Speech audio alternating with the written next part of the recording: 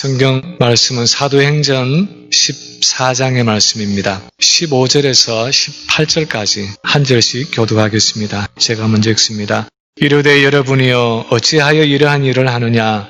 우리도 여러분과 같은 성정을 가진 사람이라. 여러분에게 복음을 전하는 것은 이런 헛된 일을 버리고 천지와 바다와 그 가운데 만물을 지으시고 살아계신 하나님께로 돌아오게 함이라.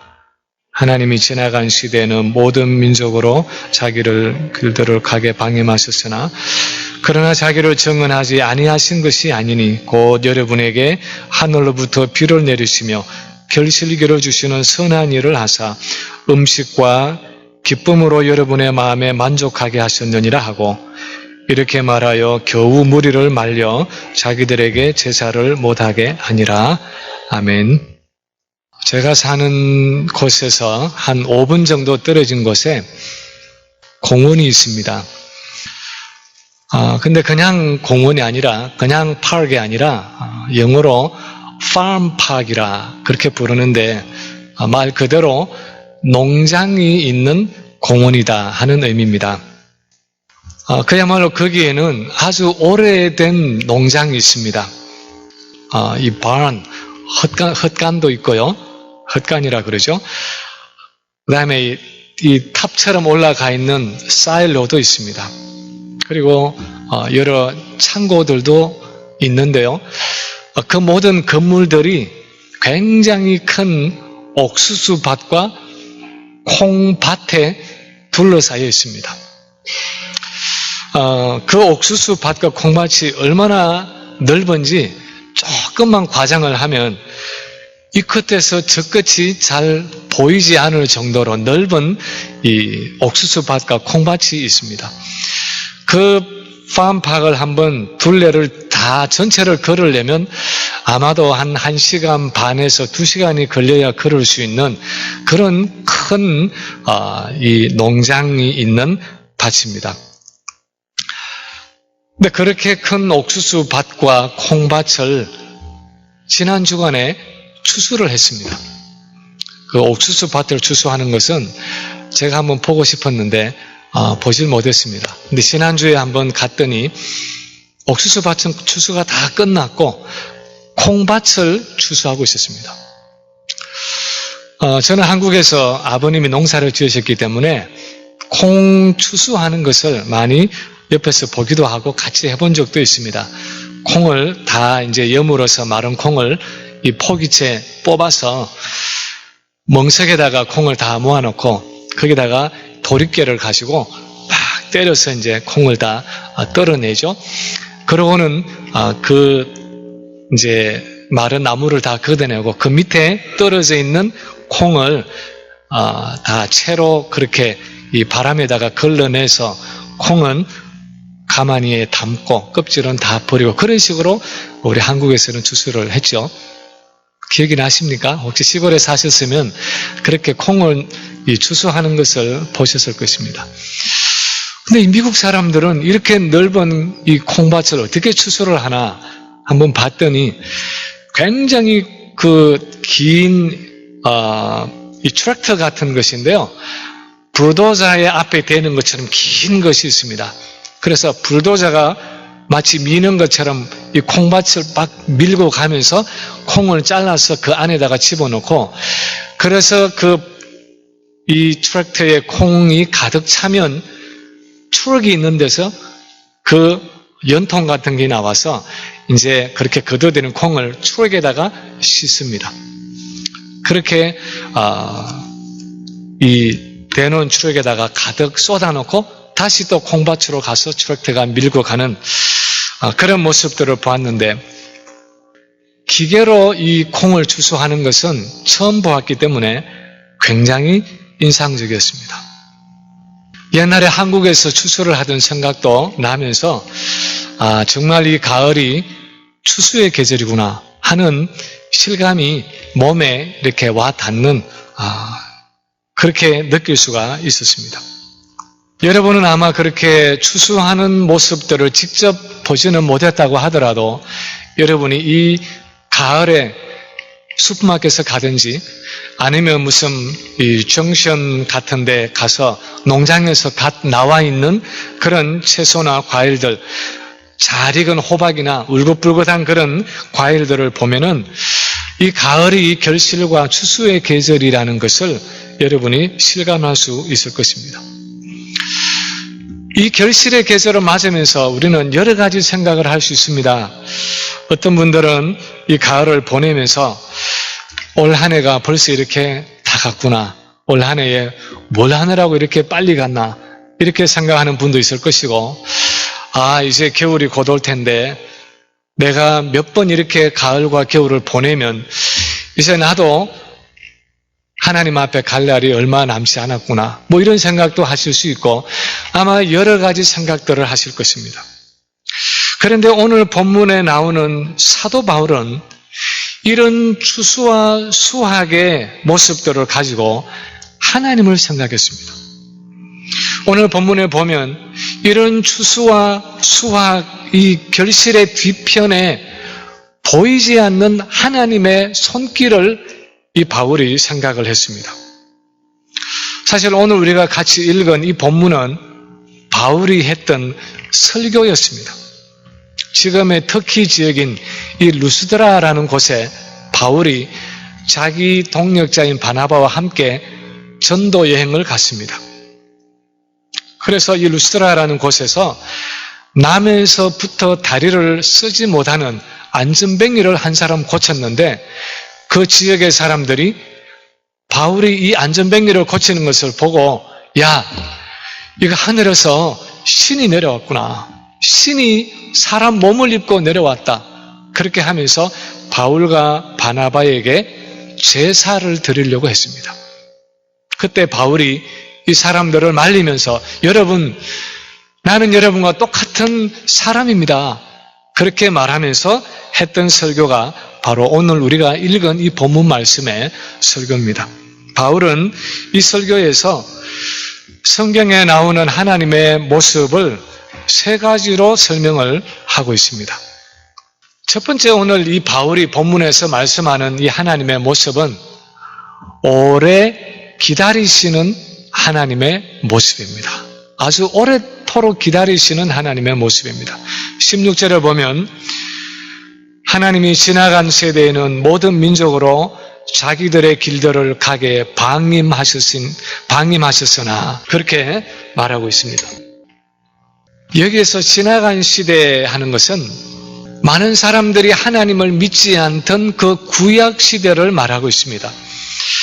모든 민족으로 자기들의 길을 가도록 방임하셨다 하는 이 말은 많은 민족과 나라들이 하나님을 믿지 않고 각자의 신들과 우상을 섬길 때 하나님이 그냥 방치해 두신 시대가 있었다는 것입니다. 많은 사람들이 하나님을 믿지 않고 다른 신들, 다른 우상들을 섬기는데도 하나님이 그들을 바로 심판하시지 않고 적시 심판하시지 않고 기다려 주시는 때가 있었다는 것입니다.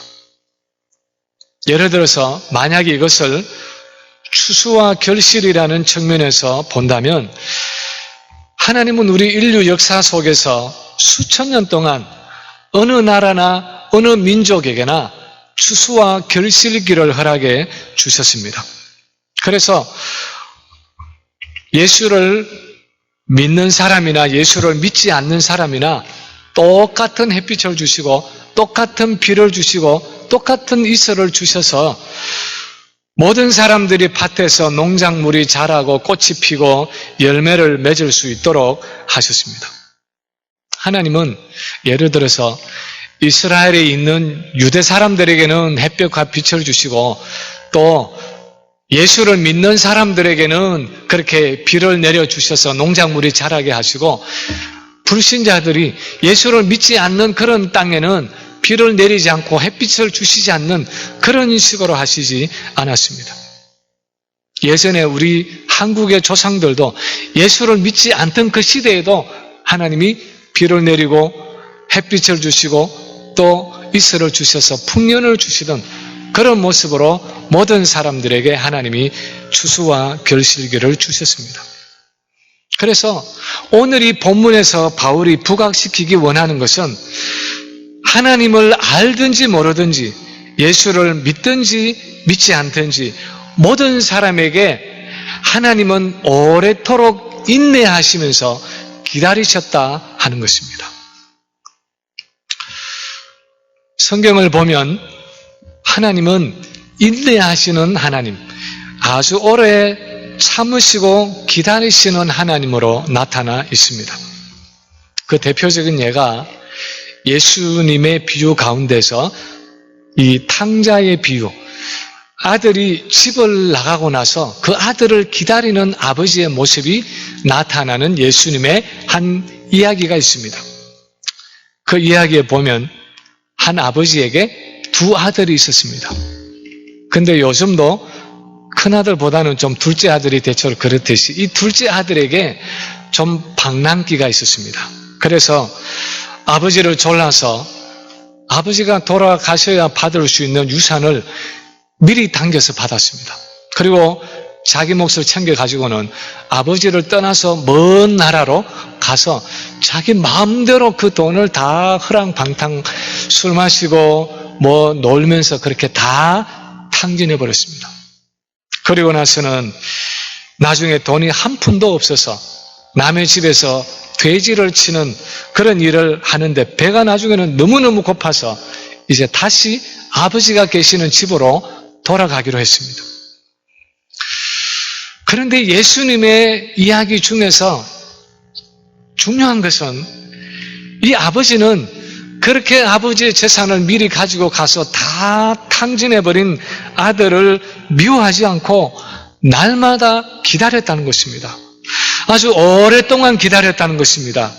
얼마나 그 아들을 애타게 기다리고 있었는지 이 아들이 거지가 다 되어서 이제는 꾀죄죄한 모습으로 돼지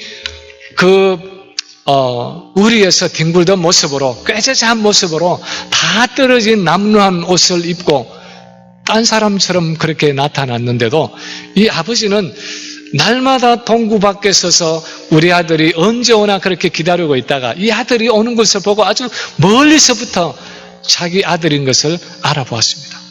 그래서 성경에 보면은 달려가서 그 아들을 얼싸안고 입을 맞추었다 그렇게 기록하고 있습니다.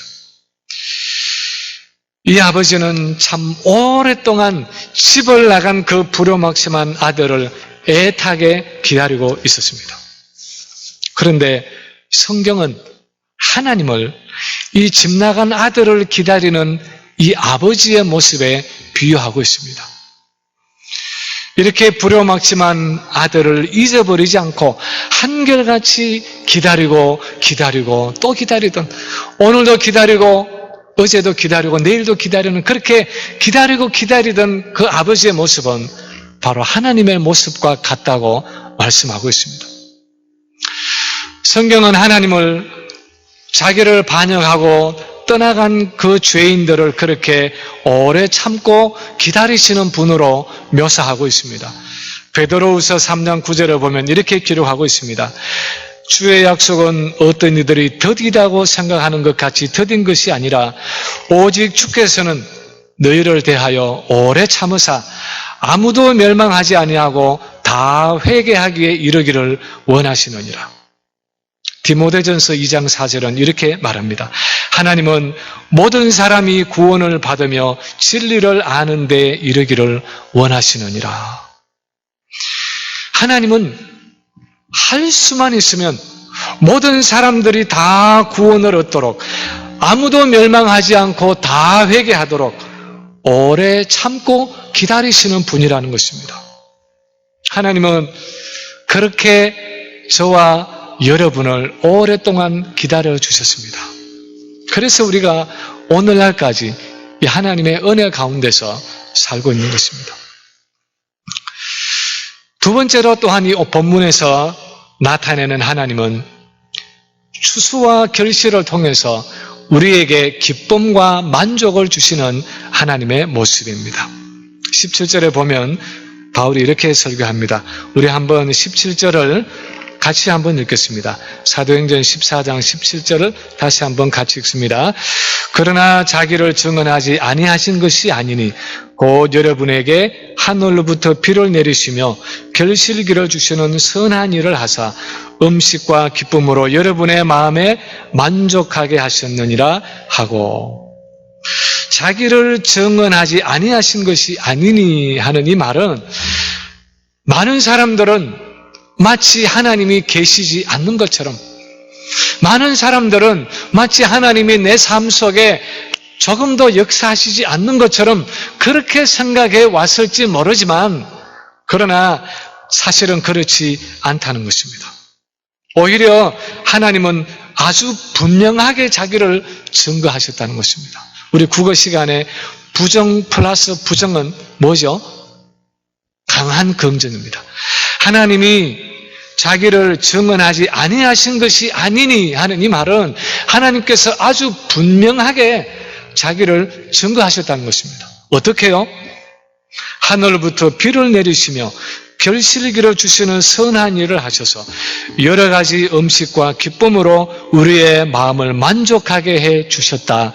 그렇게 기록하고 있습니다. 다시 말하면 이렇게 가을을 맞아서 우리가 추수한 곡식과 과일을 얻게 된 것, 그리고 이런 농작물의 결실뿐 아니라 우리의 직장이나 사업, 우리의 가정이나 자녀, 한 해 동안 우리의 삶의 모든 결실과 만족은 하나님으로부터 왔다는 것입니다.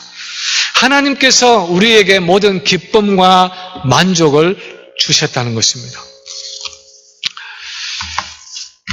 다음 달이면 크리스마스를 맞고 여기 우리 자녀들이 앉아 있습니다마는 아이들이 어렸을 때에 크리스마스 추리를 만듭니다.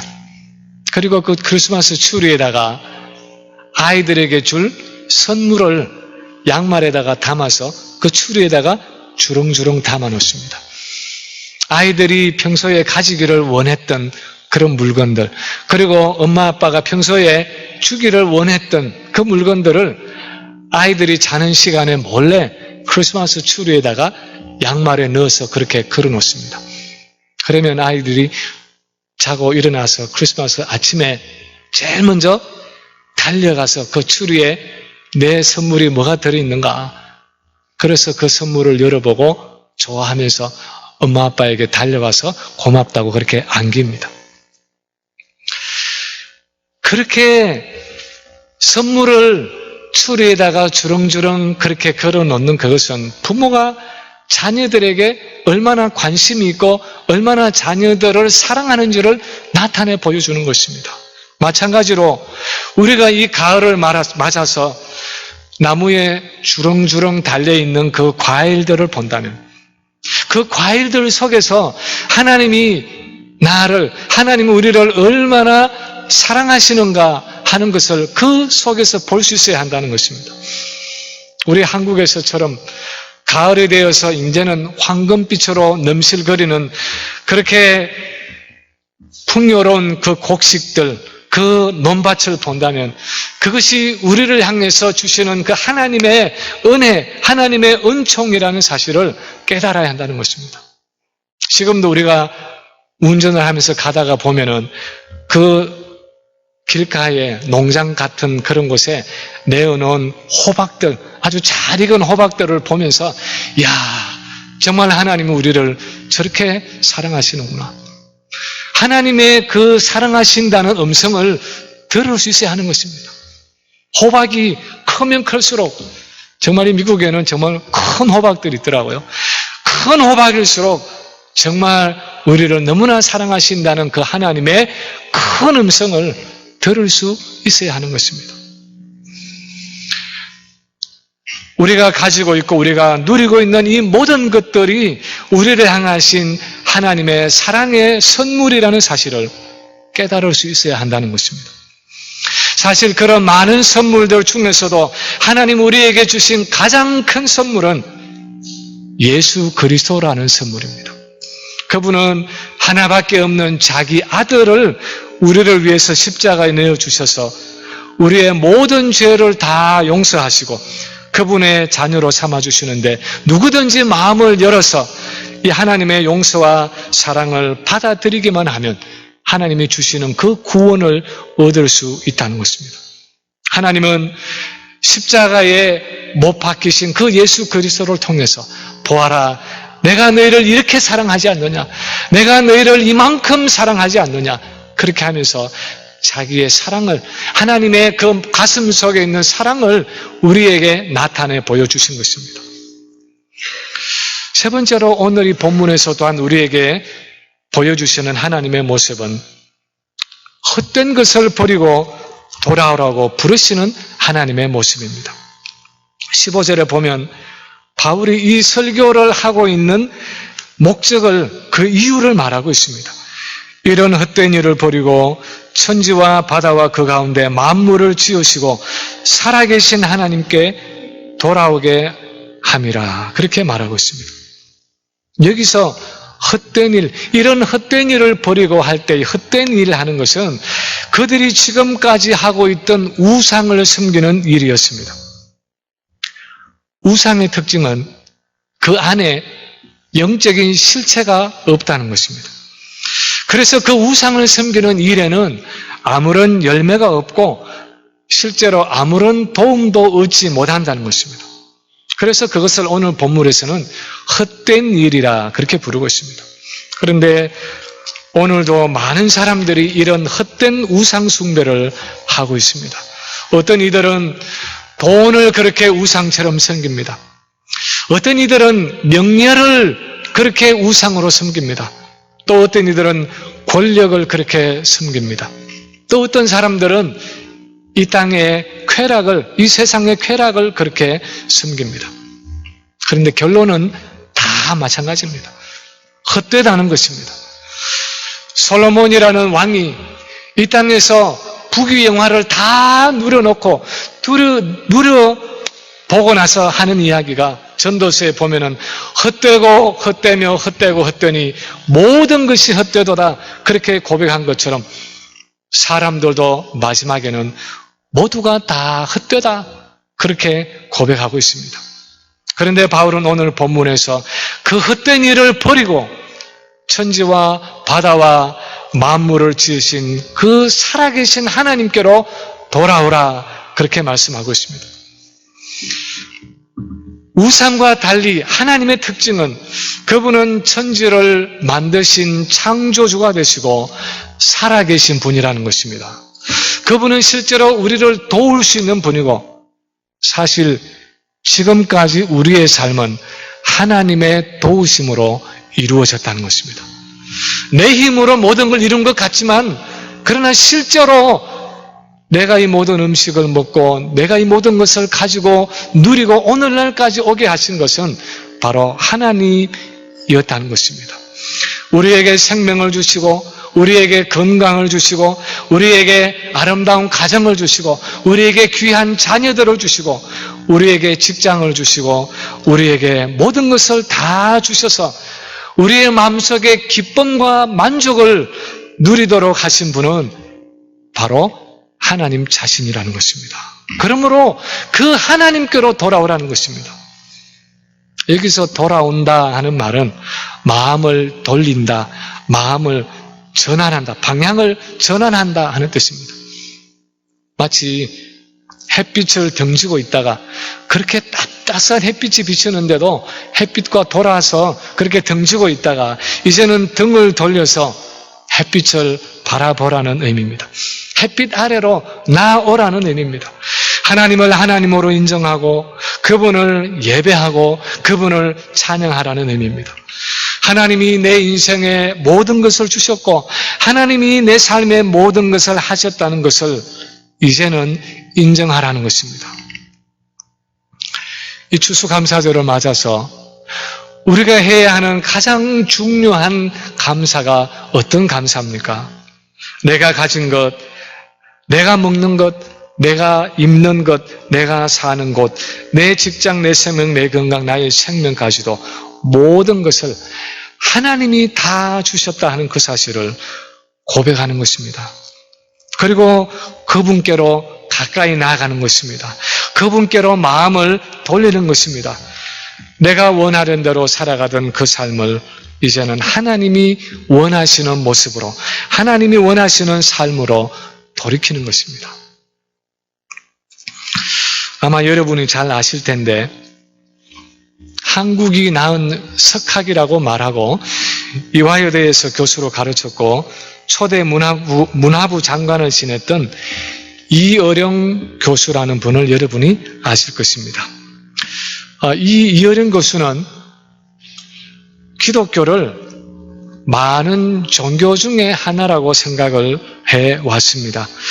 기독교에 대해서는 항상 제3자로서 그냥 사상과 학문의 대상으로 그렇게 생각을 하고 살았습니다.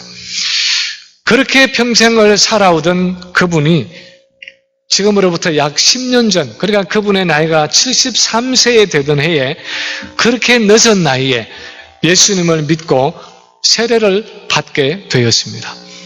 근데 그 배후의 이야기를 보면은 그분에게 있던 그 외동 딸이 있었는데 그 딸에게 닥친 어떤 시련 때문에 창조주이시고 또 살아계신 하나님을 만나게 되었기 때문이었습니다.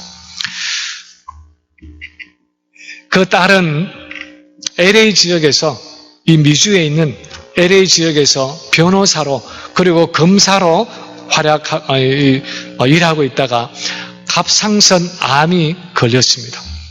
그래서 2번씩이나 수술을 받고 또 그 아들, 그러니까 이 이어령 교수의 손자는 자폐증으로 어려움을 당하고 있었습니다.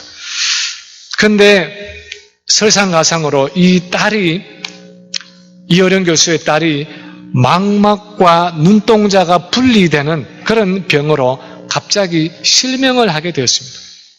의학적으로는 아무런 소망이 없어서 7개월간을 그렇게 참 비참하게 그렇게 지내는 중에 2007년 1월에, 그러니까 10년 전이죠. 2007년 1월에 이어령 교수가 LA에 사는 그 딸에게 와서 딸의 모습을 보고 너무너무 마음이 안타까워서 믿지도 않는 하나님께 이런 기도를 했습니다. 하나님, 만약에 계셔서 제 딸이 눈을 뜨게 되면, 제 딸의 눈이 낫게 된다면 의학적으로는 아무것도 할 수 없고 의사들이 이제는 다 손을 들고 소망이 없다고 말하는데 정말 하나님이 살아계셔서 제 딸이 눈을 다시 보게 된다면 제가 하나님을 믿고 하나님의 일을 하겠습니다. 믿지도 않는 하나님에게 그렇게 기도를 했습니다. 그리고 이어령 교수는 한국으로 돌아가고 한 달 후인 2월 달에 어떤 치유 집회에서 이 딸 이민아 씨가 가서 그 집회에서 눈을 고침받게 되고 3, 4개월 있다가 손자의 자폐증도 완전히 낫게 됩니다. 그리고 이제 한국으로 나가서 아버지에게 자기의 나은 모습을, 이제는 눈이 정상적으로 다 보이는 그 모습을 아버지에게 보여드리고, 이 이어령 교수가 이 딸의 간증을 듣고 73세에 예수님을 영접하게 되었습니다. 그리고 그해 7월에 딸의 생일날에 온누리 교회에서 세례를 받게 됩니다. 그 세례를 받기 전에 4월 달에 신문 인터뷰에서 이어령 교수가 이렇게 고백을 했습니다. 나는 그동안 죽음이 끝이라고 생각해 왔습니다. 내가 아는 지식을 통해서는 하나님의 존재와 예수의 부활을 믿을 수가 없었습니다. 그러나 이제 그런 부분들을 영적인 차원에서 반성적으로 되돌아보고 싶습니다. 딸의 고통 앞에서 내가 아버지로서 해준 것은 아무것도 없었지만 딸이 오랫동안 믿어온 하나님은 딸에게 기쁨을 주고 상처를 치유해 주셨습니다. 딸이 믿는 하나님에 대해서 지성이 아닌 경배의 대상으로 다가가고 그런 믿음을 딸과 함께 공유하고 싶습니다. 그렇게 고백을 했습니다. 그분의 73년의 긴 세월 동안 하나님은 그와 함께 계셨고 그의 삶의 모든 것을 채워주시고 공급해 주시고 인도해 주셨습니다. 하나님은 오랫동안 그분이 돌아오기를 기다렸습니다. 그렇지만 그는 그의 삶 가운데 함께 계시는 하나님을 깨달을 수 없었고 믿을 수 없었습니다. 그런데 딸의 치유를 통해서 그는 드디어 하나님이 살아계시는구나, 하나님이 이 모든 것을 하셨구나 하는 사실을 고백하게 되었습니다. 자기가 그렇게 딸을 사랑하지만 아버지로서 아무것도 해줄 수 없었던 그 무력함 속에, 그 딸의 삶 속에서 하나님은 그 딸에게 기쁨을 주시고 만족을 주시고 상처와 질병을 치유해 주시는 모습을 보고 하나님이 그의 딸의 삶과 그의 삶에 살아계시고 역사해 주시는 것을, 역사하고 계시는 것을 깨닫고 그렇게 고백하고 세례를 받게 되었습니다. 하나님을 향해서 이제는 돌아서게 된 것입니다. 마침내 집 나간 아들과 같은 그 73년의 긴 방황을 청산하고 이제는 고향으로 돌아와서 아버지의 품에 돌아와서 하나님과 함께하는 삶을 살아가게 된 것입니다. 우리가 이 추수감사절에 발견해야 할 하나님은 그런 하나님입니다. 오래도록 나를 기다려오신 하나님입니다. 나를 사랑하셔서 내게 햇빛을 주시고 비를 주시고 공기를 주시고 생명을 주시고 건강을 주시고 가정을 주시고 자녀를 주시고 직장을 주시고 나의 모든 것을, 나에게 모든 것을 주신 하나님, 그래서 내게 기쁨과 만족을 주신 하나님입니다. 그리고 오늘도 나를 찾으시고 부르시는 하나님입니다. 여러분은 이 감사의 절기에 이런 하나님을 발견하셨습니까? 바라기는 이 은혜의 하나님을 발견하고 내게 주신 이 모든 것들이 하나님께로부터 온 것임을 진심으로 고백하고 그 하나님께 내 마음을 다해서 감사하면서 나아가는 우리 모든 성도들 되시기를 주님의 이름으로 간절히 축원합니다.